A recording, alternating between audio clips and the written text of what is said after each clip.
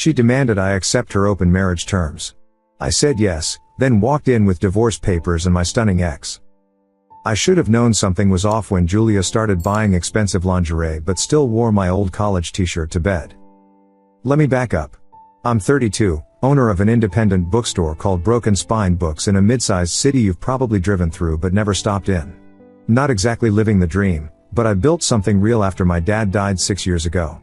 He left me $80,000 and a note that said don't waste it on safety. So I didn't.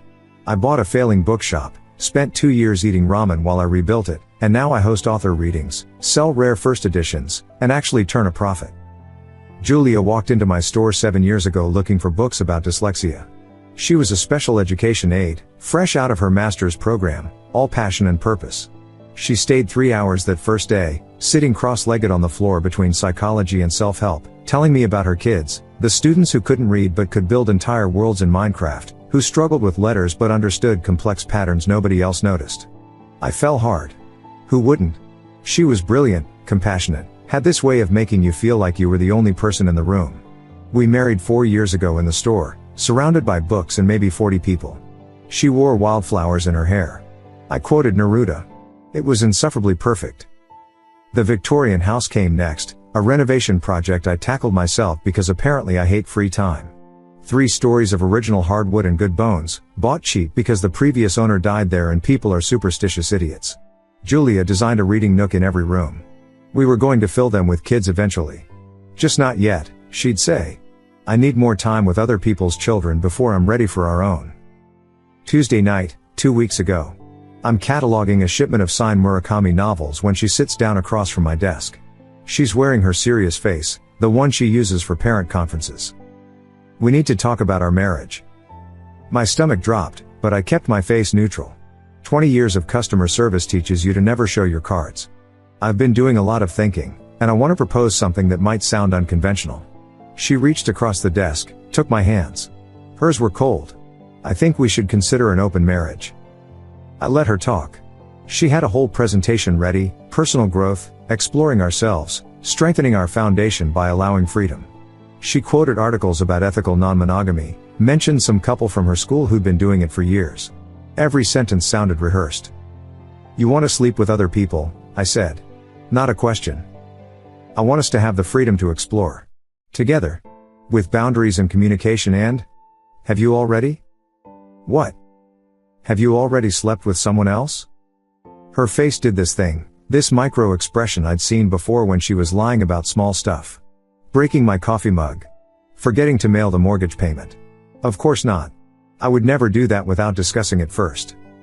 Right. I told her I needed time to think. A week, maybe 2. She kissed my forehead, said she loved me, that this was about making us stronger. Then she went upstairs to grade papers or whatever she was actually doing on her laptop these days. I sat in my study until 3 a.m., surrounded by first editions worth more than most people's cars. Hemingway. Fitzgerald. A signed Tolkien that cost me 3 months of profits.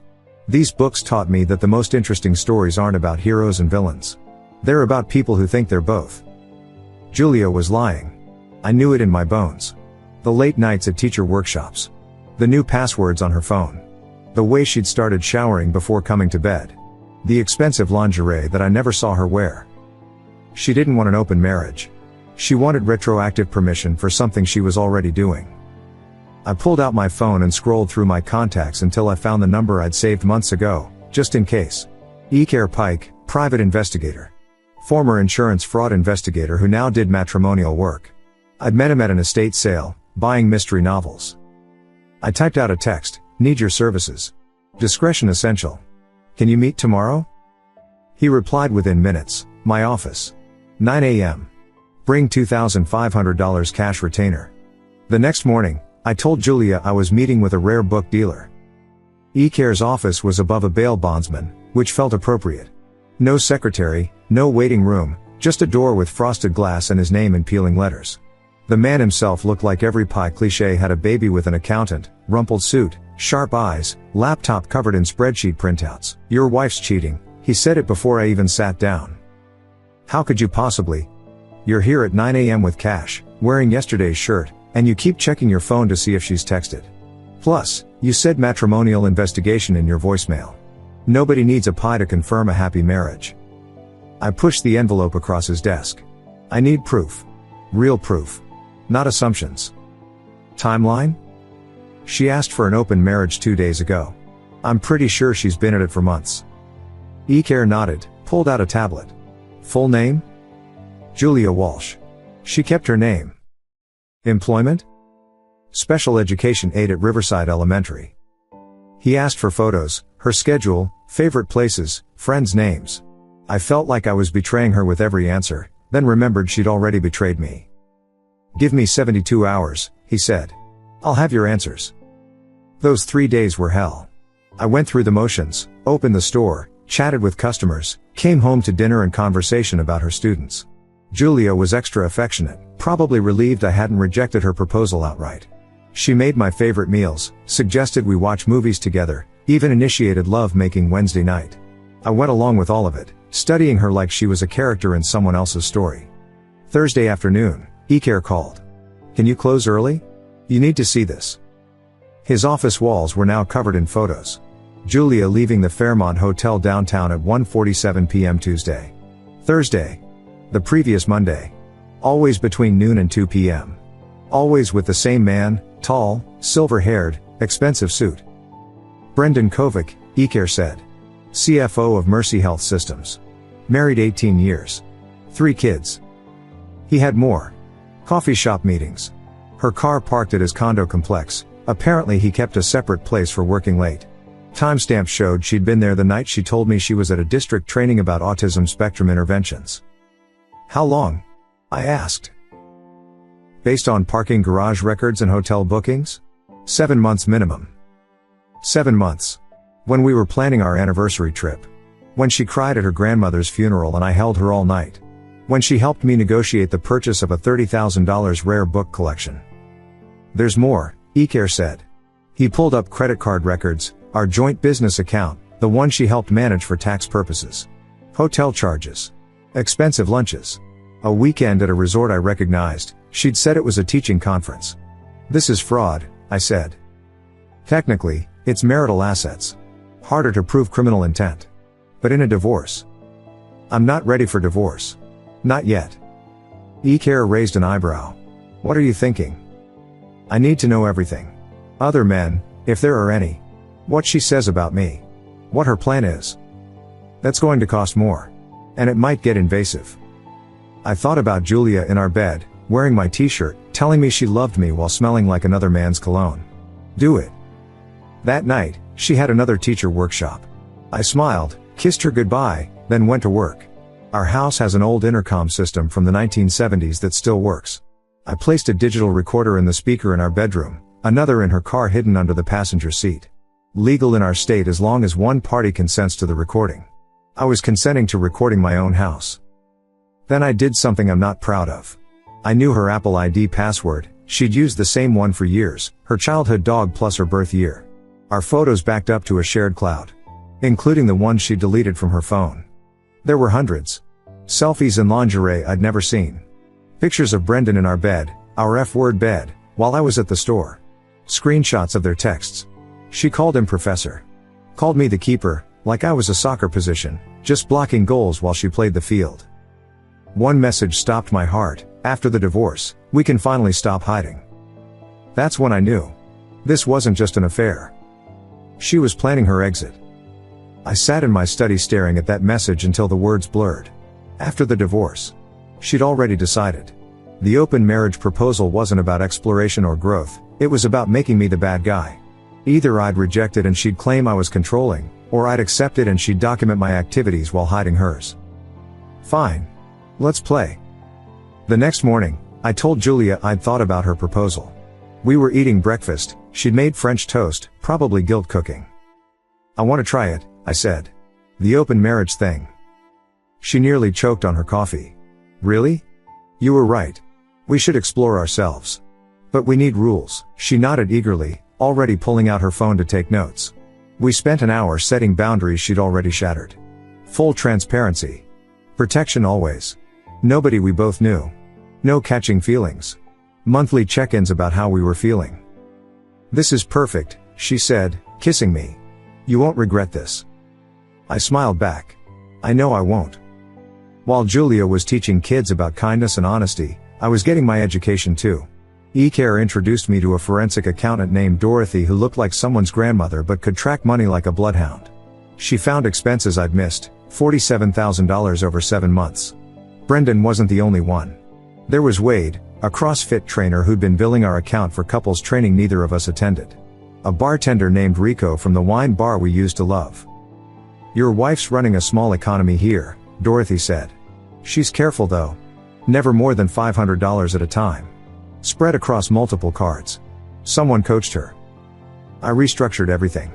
Moved my inheritance into an irrevocable trust. Transferred the bookstore to an LLC with me as sole member. Opened accounts at 3 different banks. All legal, all documented, all done with lawyers who specialized in asset protection. Then Penelope called. We hadn't spoken in 8 years. She'd left me when I chose to buy the bookstore instead of following her to law school. Now she was a patent attorney in the city, saw my name on some business filing. "Heard you finally grew a spine," she said. The LLC structure was smart. "Having dinner tonight?" I met her at a steakhouse downtown. She looked exactly the same, sharp suit, sharper smile, that way of making you feel like you were in on a secret. She was between relationships, she said. Found corporate law lucrative but boring. "I also heard your wife sleeping around," she said over wine. "Small city. People talk. It's complicated." "It always is. What's your plan?" I told her about the open marriage agreement, the evidence gathering. She laughed, not cruel, but appreciative. "You're documenting everything while giving her rope to hang herself. Classic. Want to help me make it interesting?" Her eyes lit up. "What did you have in mind?" "There's a charity gala next month. Hearts for Learning. Julia's on the planning committee. Black tie, all the district bigwigs. Brendan will be there with his wife. You want to blow it up?" "I want to end it. Publicly. Definitively. But I need a date who'll make her squirm." Penelope raised her glass. "I do love a good show." Over the next 3 weeks, I became someone else. Mornings at the gym. New wardrobe. I started going out, gallery openings, wine tastings, book launches. Posted photos on Instagram. Julia noticed, made comments about my newfound energy. She even seemed attracted to it, initiating more, being more affectionate. Playing the devoted wife while texting Brendan from our bathroom. The voice recorder in her car captured everything. Phone calls where she laughed about me. "He thinks he's having some midlife crisis. Buying designer jeans at 32. It's actually sad." Another where she told Brendan she loved him, that after the divorce they could finally be together properly. His response, "Just keep him distracted a little longer." I made copies of everything. Built a presentation, corporate clean, devastating precise. Receipts, photos, credit card statements, text transcripts. No emotion, just facts. 43 slides that told a complete story. The gala invitation came printed on heavy card stock. Mr. and Mrs. Walsh in gold calligraphy. I asked for 2, but didn't put Julia's name. 3 days before the event, I picked up the divorce papers from my lawyer. Uncontested would be easiest, he said. California was no fault. "I don't want easy," I told him. "I want complete." The night before the gala, Julia modeled her dress. Committee members wore blue to stand out. She looked beautiful. She kissed me goodnight and whispered, "Tomorrow's going to change everything." She had no idea how right she was. The Fairmont ballroom looked like money trying to buy a conscience. Crystal chandeliers, auction items nobody needed, and 400 people pretending their tax write-offs made them philanthropists. I valeted the Audi and waited for Penelope by the entrance. She arrived like a weapon. Crimson dress that cost more than some people's rent, diamonds that caught the light just right, confidence that turned heads and held them. She took my arm and smiled.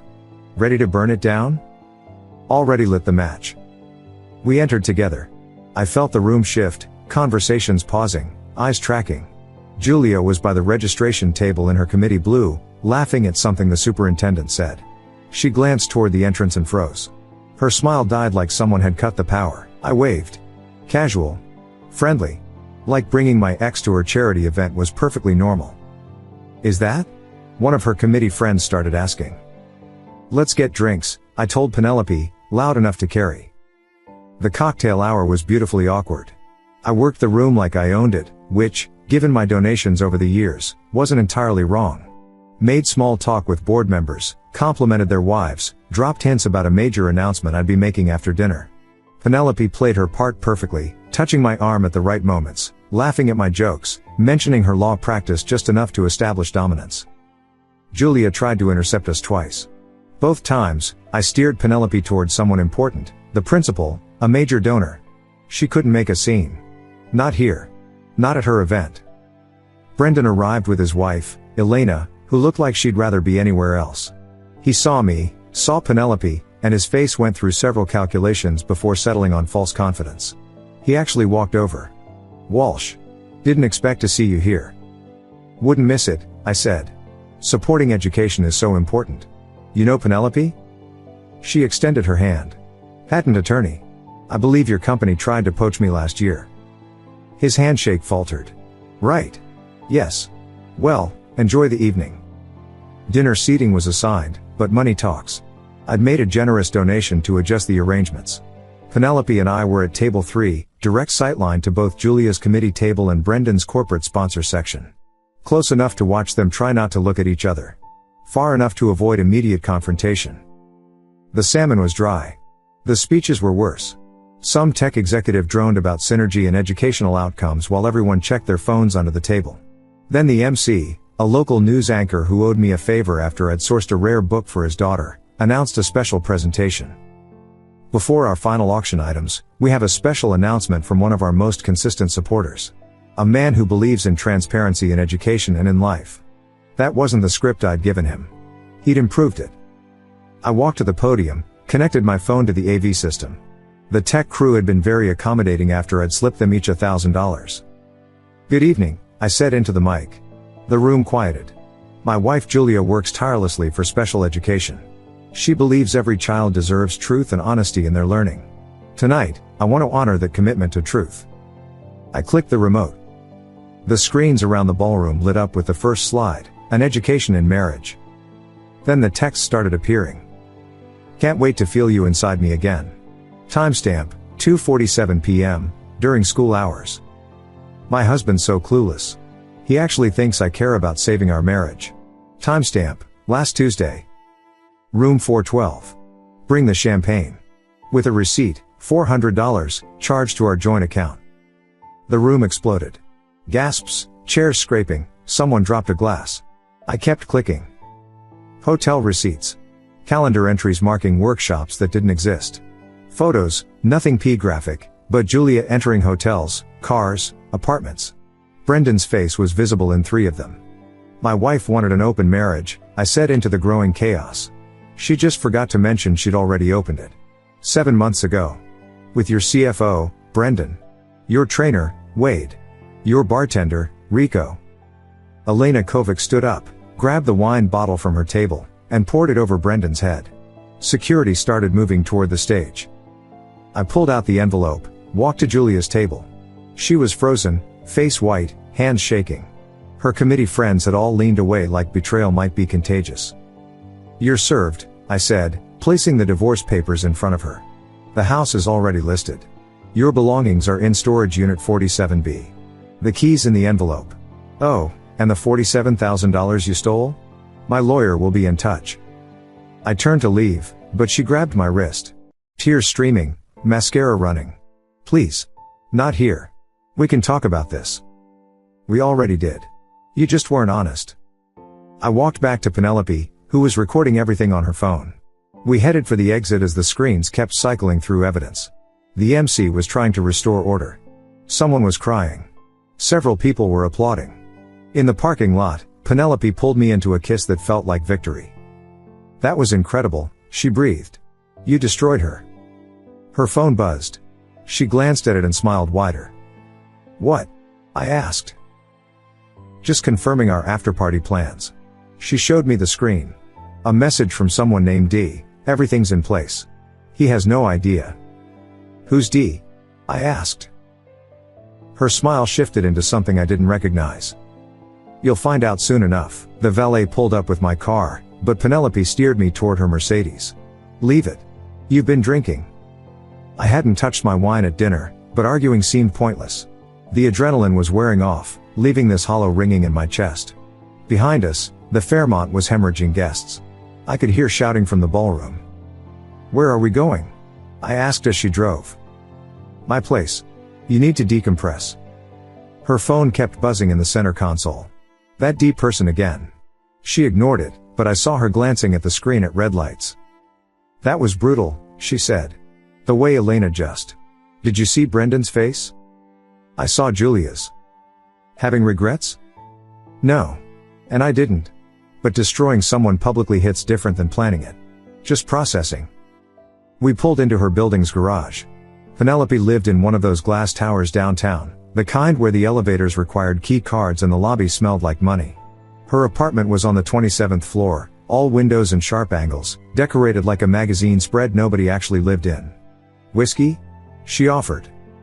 "Sure." She poured 2 glasses of something Japanese and expensive.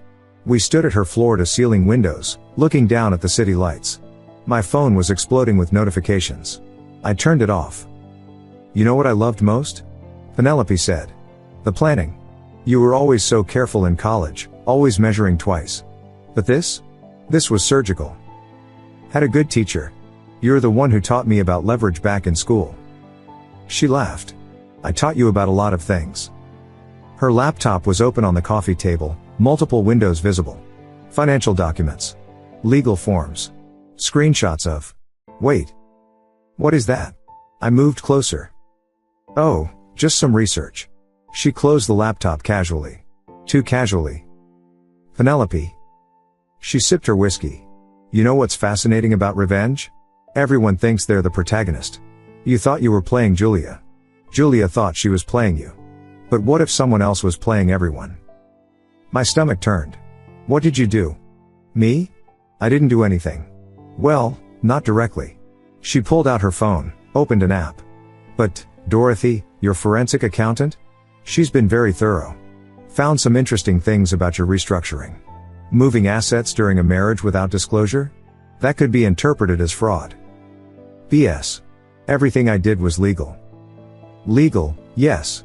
But optics matter in court. And Julia's been getting some excellent advice about protecting herself. Anonymous tips about checking for hidden assets, suggestions about documenting emotional abuse." The room tilted. "You've been talking to Julia?" "For months. Through intermediaries, of course. She thinks she's been getting advice from a supportive friend of a friend. A feminist lawyer who helps women leave controlling husbands." "Why?" Penelope set down her glass, moved closer. "Because you chose that dusty bookstore over me. Because you could have been brilliant, and instead you settled for safe. Do you know where we'd be if you'd come to law school? We'd own this city. So you destroyed my marriage?" "Your marriage was already dead. I just helped it along. Encouraged Julia's affairs, suggested the open marriage idea through some carefully planted blog posts she'd mysteriously discover. Even recommended Brendan. Did you know he's a client of mine?" "You're insane." "I'm thorough. And I'm not done." She opened her laptop again, showed me a screen. "This is interesting. While you were documenting Julia's $47,000 in affair expenses, you missed something. The rare book collection you bought 3 months ago? The seller was a shell company. Want to guess who owns it?" My blood went cold. "The books are forgeries," she continued. "Beautiful ones, but forgeries. You paid $30,000 for maybe $3,000 worth of convincing fakes. The authentication documents? Also fake. But the money transfer was real. To an account that, through about 6 intermediaries, belongs to someone very close to Julia." "Brendan?" "His brother. Who'll testify that you knew they were fake. That you were using the bookstore to launder money. Moving cash offshore. Tax evasion. Wire fraud. None of that's true. Truth is whatever the documentation says. And I've got beautiful documentation." She pulled up another screen. "But here's the fun part. Right now, Julia thinks you're the villain. She's about to get a message showing her these financial transfers.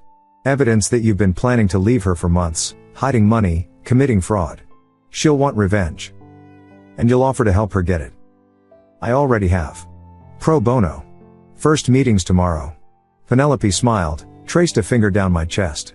"Unless." "Unless what?" She kissed me, soft and familiar. "Unless you want to play a different game. One where we both win." Her phone buzzed. A notification popped up. Transfer initiated. $3.2 million.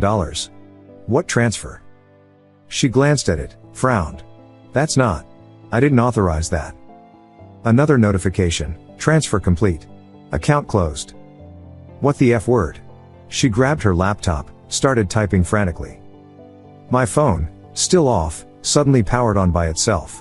A single message appeared. Check your office safe.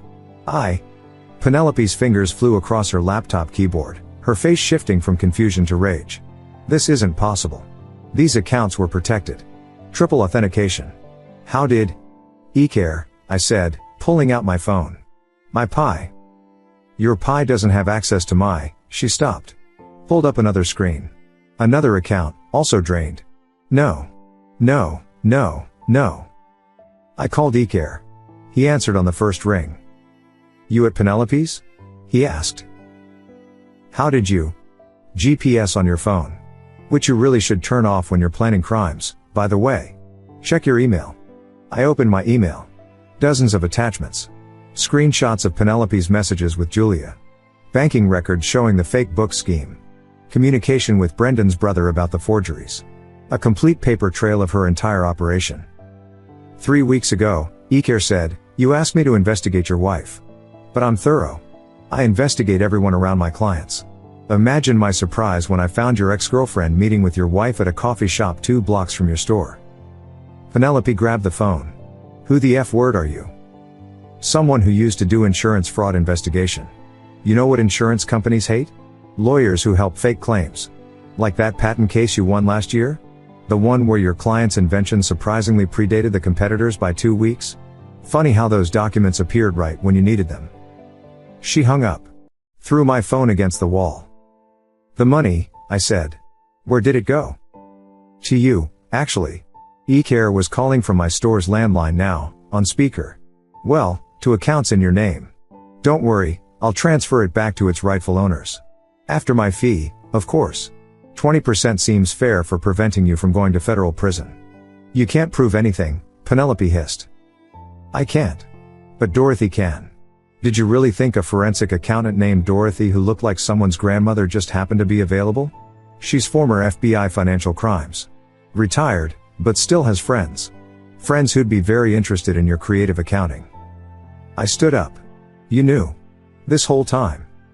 Since week 2. The bookstore safe? Check it when you get back. Every rare book is still there. The ones you bought were real. I swapped them out when I verified them for insurance. The fakes Penelope sold you? They're in her storage unit, along with the documentation proving she orchestrated the fraud. Why didn't you tell me? Because you needed to believe it. Penelope was watching you, measuring your reactions. If you'd known, she would have noticed. Plus, you were so focused on Julia, you never asked me to look elsewhere. Penelope sank into her couch. The Bar Association will destroy me. Only if this goes public, eCare said. Here's the deal.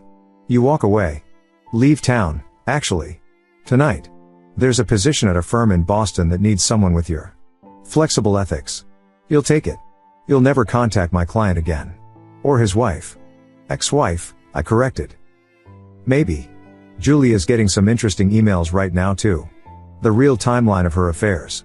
The actual financial damage. But also Penelope's involvement. How she was manipulated into destroying her own marriage. Doesn't excuse what she did, but context matters. You're giving me an out? Penelope asked. I'm giving everyone an out. You go to Boston. Julia gets her divorce, pays back what she stole, loses her teaching license, and starts over. Brendan's wife already has what she needs for her divorce. And my client gets to keep his bookstore, his reputation, and his freedom. Why? I asked. Because scorched earth feels good but leaves you standing in ashes. You wanted revenge? You got it. Everyone who hurt you is facing consequences. But prison? Financial ruin? That's not justice, it's just more destruction. I looked at Penelope. She was smaller somehow, her sharp edges dulled. Boston? Leave tonight, eCare said. I already packed your important things. Movers will handle the rest. She stood, grabbed her laptop. This isn't over. It is, I said. Take the deal. She stared at me for a long moment, then walked to her bedroom. I heard drawers opening, hangers moving.